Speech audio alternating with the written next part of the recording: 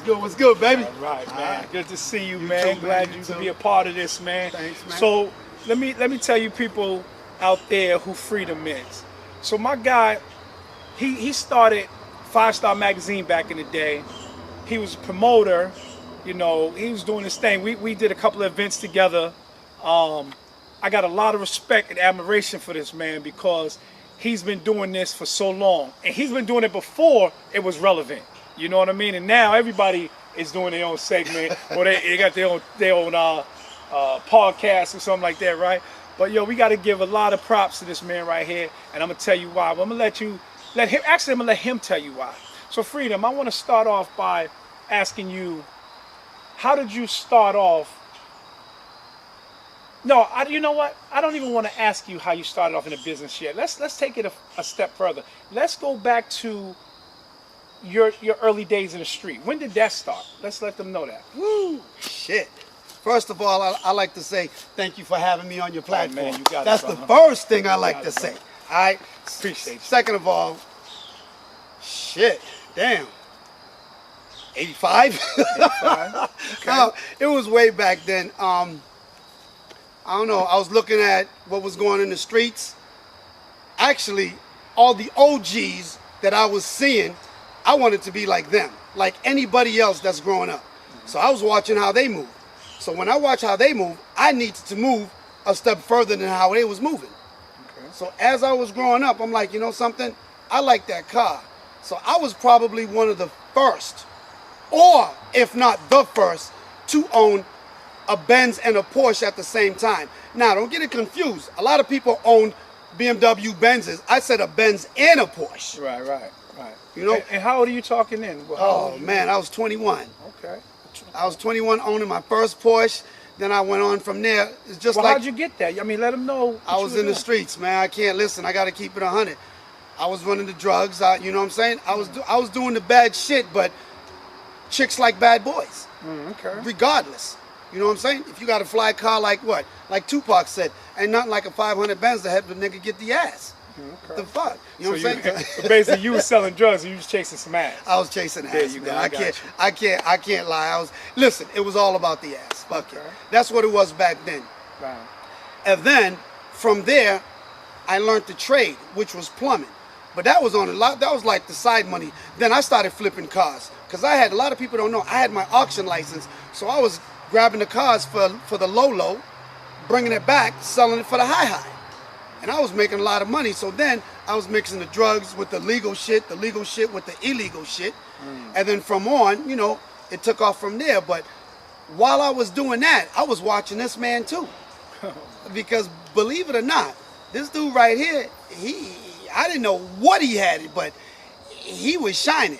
Like he had his company as far as doing some promotional shit. And I was like, wait a minute, I'm doing promotional over here, but I keep hearing about him over there.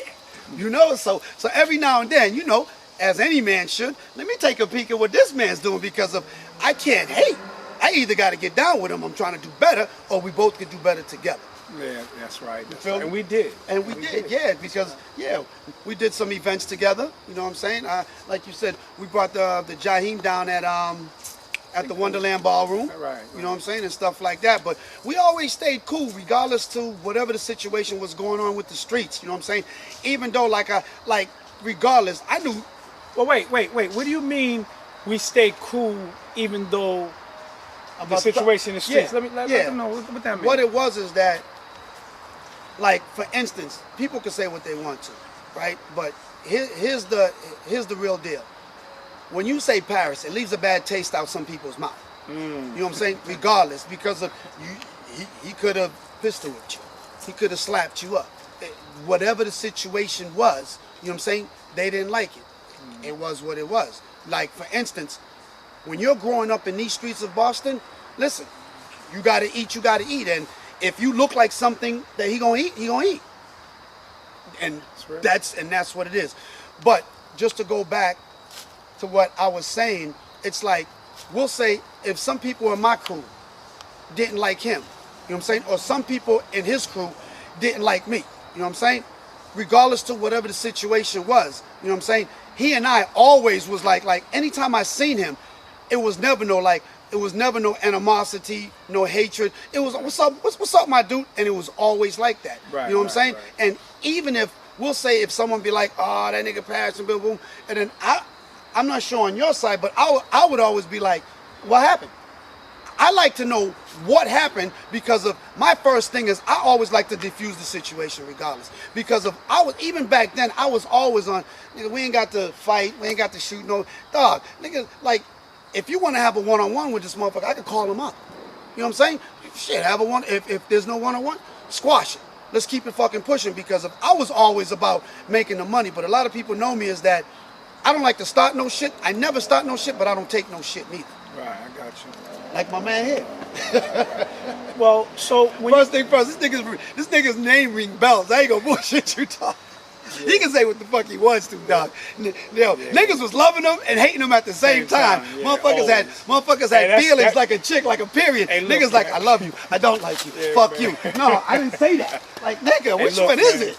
That shit's the same today, bro. It's the God. same thing. Well, it's worse because of the fact of people that's not where you're at right now, they're not gonna like you.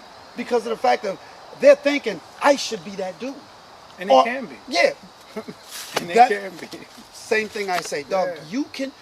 you can be that dude. You can do the same thing, dog. There's a blueprint. Right. You can do the same shit that I do. You just don't want to. You rather sit in the sideline and hate on me. Right. Dog, while your bitch likes me. Right. You see what I'm That's saying? right. All right, listen, dog, I already know that. I remember a motherfucker said that to me one day in jail. Said, man, you a cool dude. I don't see why so many motherfuckers don't like you. And it was like, and I said, well, I'm gonna tell you the truth, bro. I said, well, one, your girl does. I do what the fuck I want to do. I ain't worried about what you're gonna do with no one. Like, I'm not that dude. See, a lot of people back in the day used to be on that light skin shit. Yeah. And that's why I don't play that today. You're not gonna come at me with that's that light skin shit. Yeah. Because first of all, I'm a man. You know what I mean? Exactly. And a man ain't gonna tolerate no disrespect on no level. On no level. So I got to a point where that I carried myself like that accordingly, where you know my name, you had to respect it. You know what I mean? Now a lot of people, you didn't have to like me, you didn't have to love me, but you was gonna respect me. And then today it's the same thing. There's a lot of people don't like me, don't love me, but they respect me because they know I'm gonna hold my own in any situation. Now that's why I like this movement so much. It's Gangsta Gone Legit, and I've had a couple of interviews where I spoke about it, and I said that it's like a badge of honor. Because, and I know, how do you feel with it on? You got it on right now. You rep it head to toe. Like, this is who you are. Like, listen. Shall I say any more? I can't say no more. Because of, listen, we both came from the gutter. Listen, motherfuckers, listen, people can say what they want to. Back in the days, dog, I can admit it, I had roaches in my house. Nigga, I had to get in that government line cheese. So I know what it is not to have no food. I know what Gangsta Gone Legit. You see what I'm saying? It's not like you said, it's a fucking movement. It's a lifestyle. Right. You see what I'm saying?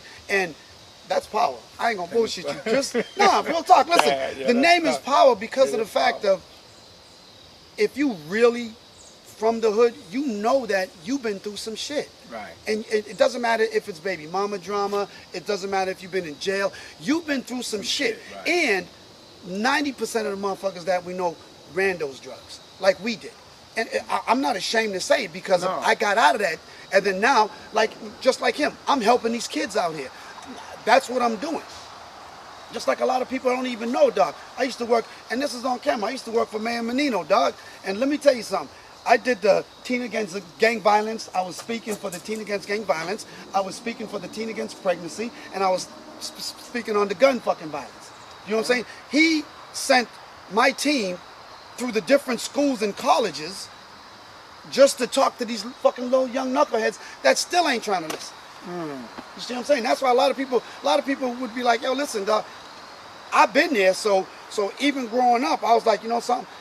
And the only reason why that happened, I gotta say it, because of after the feds came, kicked down my door and shit, I was like, I gotta change my life, dog. Is that what happened? So yeah. After I got knocked, yeah, that's when you started thinking like, look, yeah, my cousin, yeah. Actually, I was still in the streets, but by the time the feds came, got me, it was a setup. So I was already done with technically the streets. It was on that fucking license scheme shit.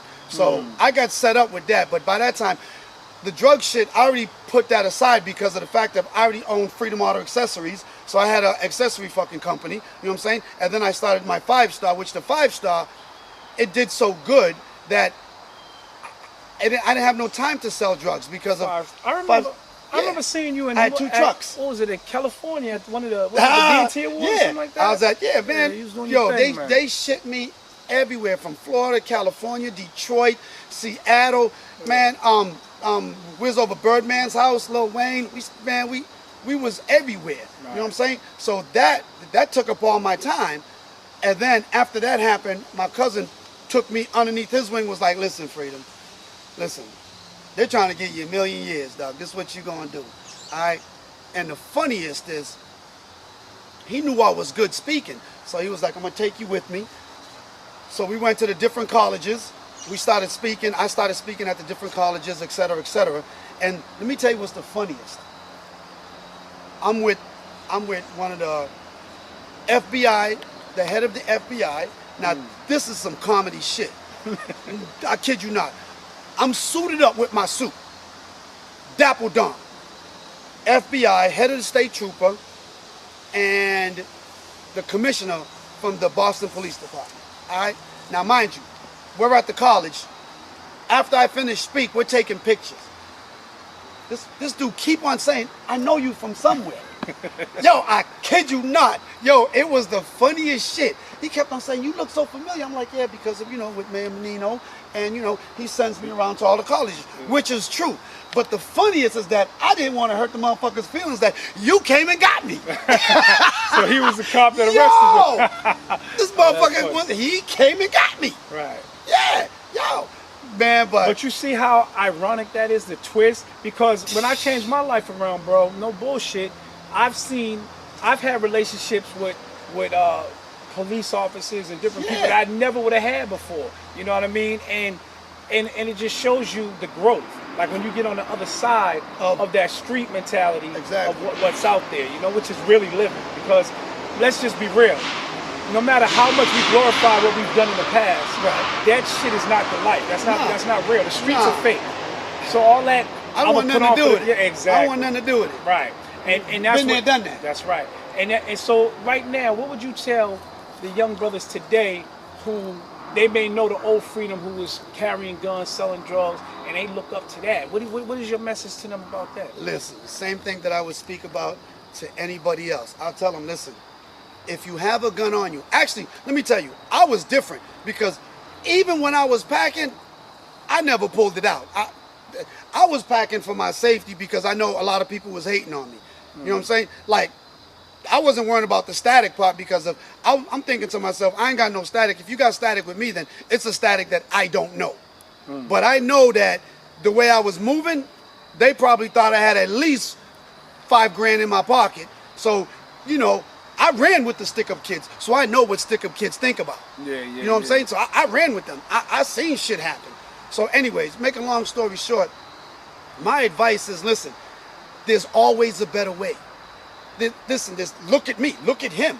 We've been through the fucking trenches. You know what I'm saying? We learned the hard way. We're trying to make it easier for you. So you don't have to see what the fuck we've been through. You know what I'm saying? Beefing and knife, your boy getting doinked up or you getting doinked up, someone trying to do you wrong. What I would say is, one, listen, it might sound corny, but listen, do your best to stay in school. Now, don't get me wrong. Always have your street smart. All right? Now, if you want a better education, listen, you can go to college and take some courses, but you always have to know what's going on in the streets. Now, after you do that, or in between there, find out if you could be an entrepreneur. If you could have, like a clothing line, learn a trade, or own a magazine company like I used to own. It's still mine, but you understand what I'm saying. Right. There's a zillion things that you could do. Sell sneakers. You know what I'm saying? There's a zillion things that you can do. Than just selling drugs. Yeah, because of the fact that if you're out there, listen, man, we're proof. There's 2 things that's going to land you. You're going to be in a box, or you're going to be in jail. Basically, you're going to be in the box or in the box. Yeah. You know what I mean? Yeah. Either way, you're in the box. So on that note, Freedom, man, I want them to know that we touched on what you did in the past. So you were selling drugs. You were affiliated with the gangs. You know you did that, and then you changed your life after the feds kicked in the door, and you see that reality.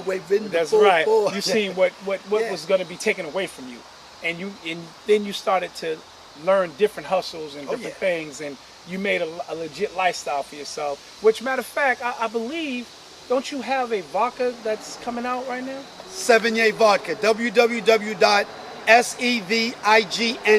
vodka.com.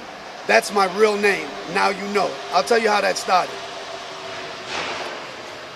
Every Thanksgiving, my little nephew, he used to always have this little distillery. He used to make this little vodka and shit. And we'll go over there and shit. We'll be drinking up. And then me owning 5-Star Magazine, I know there was no limit. Like, no limit. You should be able to do whatever you want to do. But the best part about it is that I'm like, you know something? I'm a black man in this world. There's no way in the world I could own a vodka company. It's like, it's not even a thought, you know? So then I hooked up with my man, Juan Chavez Moreno, and then he was like, you know something? Let's do the research. Let's see what we could do. After that, we kept researching. Funny story too. Now, I'm with my girl, so I'm like, you know, we're trying to do this. I'm like, she goes, I'm gonna help. She would have helped me out anyways, but she was like, I'm gonna point you to the right direction, but you got to make a vodka for me. I was like, what? She was like, you got to make a spiced apple. Now, you know, at that time, I'm like, I don't give a fuck. Right. Shit, point me to the right direction. I'll make whatever. I'll make a vodka called Nuzu Review. I don't give a fuck. So anyways, she started doing some research with me because, hey, listen, it was hard. I'm not going to bullshit you. After that, we got the break that we needed up in Florida. So now we own a distillery company up in Florida. The vodka is made in Florida and it's sold in Florida. It'll be in Massachusetts in December. But you could buy it online. I just gave you the website. But like he said, yeah, me and my partner, we do own the vodka called Sevigne Vodka. Sevigne. You're going to start seeing a lot of ads out there. Support, just like Gangsta Gone Legit. We got to support our own. And that's what it's about. You know what I mean? That's what it is, my brother.